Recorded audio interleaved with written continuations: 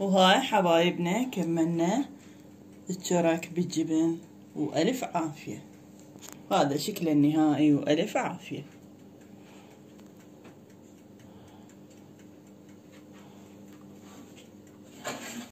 بسم الله الرحمن الرحيم. أفضل الذكر لا إله إلا الله. اليوم رجعنا لكم بفيديو جديد. قلاصين حليب طبعا مدفيتهن. نضيف كيس خمرة،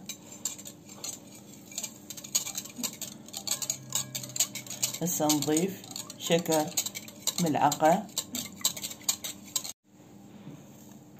ملعقة طعام شكر، نتركهن 5 دقايق تتخمر ونرجع لكم. وهسه حبايبنا رجعنا لكم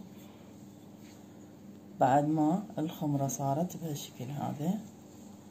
نضيف زيت 3/4 قلاص. نضيف طبعا هاي بيضتين، بياض بيضتين وصفار بيضة واحدة، نضيفهن بهالشكل هذا. هسه نضيف الطحين بالتدريج طبعا، ما نضيفه كله.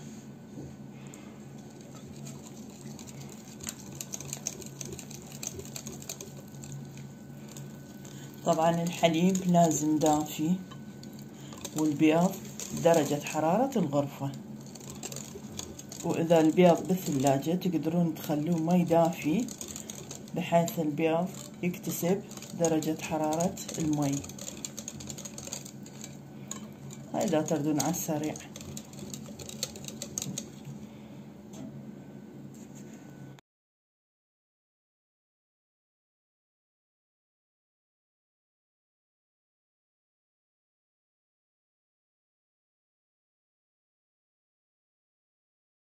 طحين يعني صارن 7 قلاصات ونص. كمل نرجع لكم.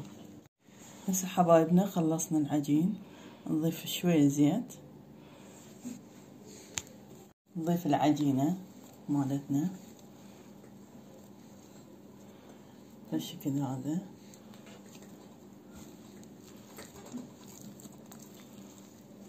نبدي نقلبها. هسه نغطيها نتركها تختمر ونرجع لكم. هسه مثل ما قلنا حبايبنا نتركها تختمر ونرجع لكم.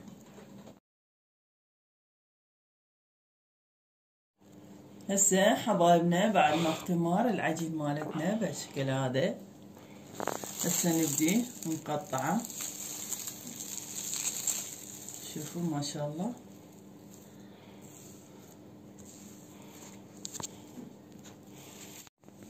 هسه نبدي نقطع من العجينة بهالشكل هذا. هسه حبايبنا طلعنا جزء من العجينة، طبعا دهنا ايدينا بالزيت. هسه نقسمها 4 أقسام بهالشكل هذا. نبدي نكور العجينة مالتنا بهالشكل هذا.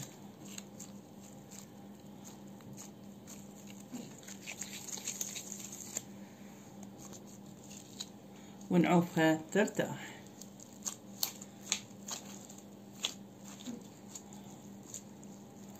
اسهل طريقة.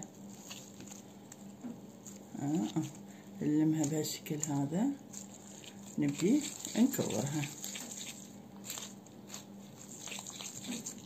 بهالشكل هذا. رجعنا لكم حبايب. هسه راح نسوي شرك بالجبن.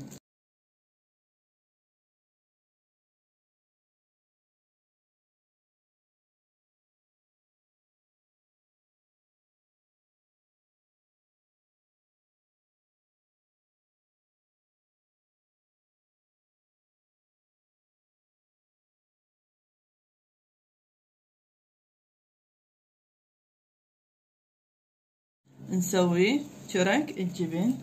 العجينة مالتنا نفتحها بهالشكل هذا، ونخلي لها الجبن.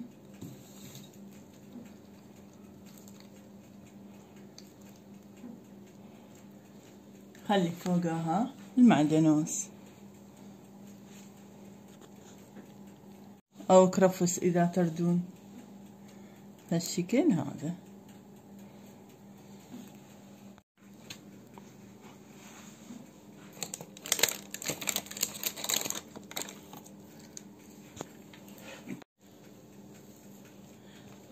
حبايبنا نفس الشكل مثل ما قلنا بهالشكل هذا. إذا يعجبكم على شكل دائري، أنا اللي حسوي على شكل طولاني.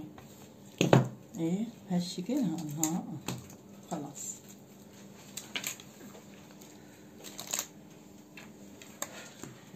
كمل نرجع لكم. بس حبايبنا مثل ما تشوفون ضفنا الجبن، نضيف المعدنوس أو إذا يعجبكم كرفس.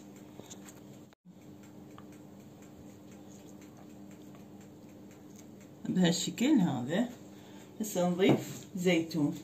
الزيتون اختياري اللي يعجبه.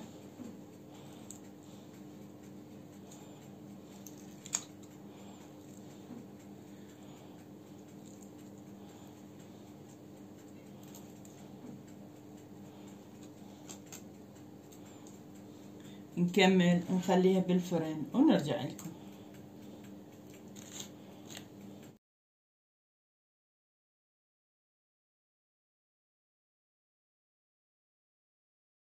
وهاي حبايبنا كملنا الشرك بالجبن، وألف عافية. هذا شكله النهائي، وألف عافية.